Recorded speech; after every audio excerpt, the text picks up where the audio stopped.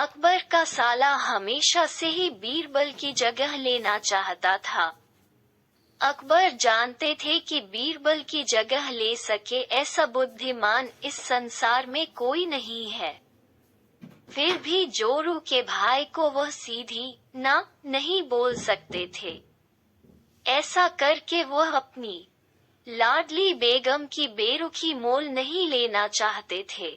इसीलिए उन्होंने अपने साले साहब को एक कोयले से भरी बोरी दे दी और कहा कि जाओ और इसे हमारे राज्य के सबसे मक्कार और लालची सेठ दमड़ीलाल को बेचकर दिखाओ।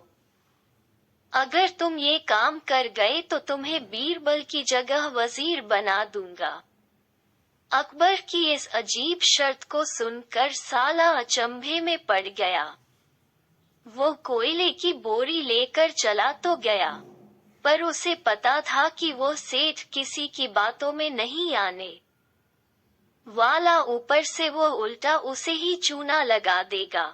हुआ भी यही, सेठ दमड़ीलाल ने कोयले की बोरी के बदले एक ढेला भी देने से इनकार कर दिया। साला अपना सा मुंह लेकर महल वापस लौट आया और अपनी हार स्वीकार कर ली। अब अकबर ने वही काम बीरबल को करने को कहा।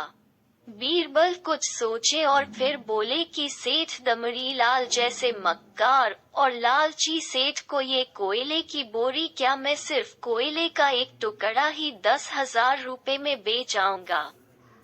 ये बोल कर वो तुरंत वहां से रवाना हो गए। सबसे पहले उसने एक दर्जी के पास जाकर एक मखमली कुर्ता सिलवाया, हीरे मोती वाली मालाएं गले में डाली, महंगी जूती पहनी और कोयले को बारीक सुरमे जैसा पिसवा लिया। फिर उसने पिसे कोयले को एक सुरमे की छोटी चमकदार डिब्बी में भर लिया।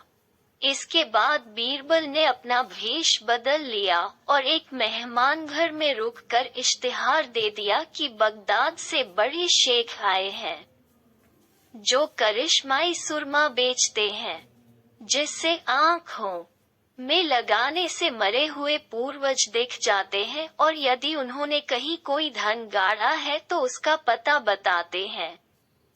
ये बात शहर में आग की तरह फैली। सेठ दमड़ीलाल को भी ये बात पता चली। उसने सोचा जरूर उसके पूर्वजों ने कहीं न कहीं धन गाड़ा होगा। उसने तुरंत शेख बने बीरबल से संपर्क किया और सुरमे की डिब्बी खरीदने की पेशकश की।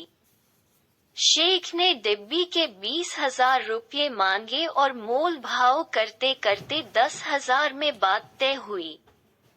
पर सेठ भी होशियार था। उसने कहा मैं अभी तुरंत ये सुरमा लगाऊंगा और अगर मुझे मेरे पूर्वज नहीं दिखे तो मैं पैसे वापस ले लूंगा।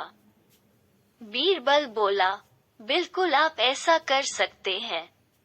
चलिए शहर के चौराहे पर चलिए और वहां इसे जांच लीजिए।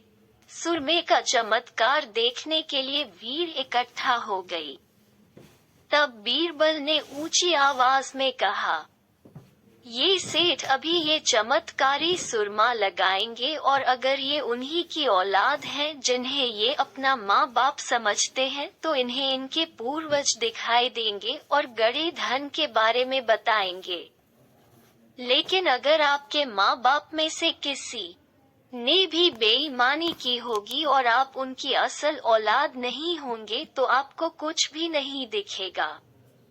और ऐसा कहते ही बीरबल ने सेठ की आंखों में सुरमा लगा दिया। फिर क्या था, सिर खुजाते हुए सेठ ने आंखें खोली। अब दिखना तो कुछ था नहीं, पर सेठ करे भी तो क्या करे। अपनी इज्जत बचाने के लिए सेठ ने 10,000 बीरबल के हाथ थमा दिए और मुंह फुलाते हुए आगे बढ़ गए। बीरबल फौरन अकबर के पास पहुंचे और रुपये थमाते हुए सारी कहानी सुना दी। अकबर का साला बिना कुछ कहे अपने घर लौट गया और अकबर बीरबल एक दूसरे को देखकर मंद मंद मुस्काने लगे। इस इस किस्से के बाद फिर कभी अकबर के साले ने बीरबल का स्थान नहीं मांगा।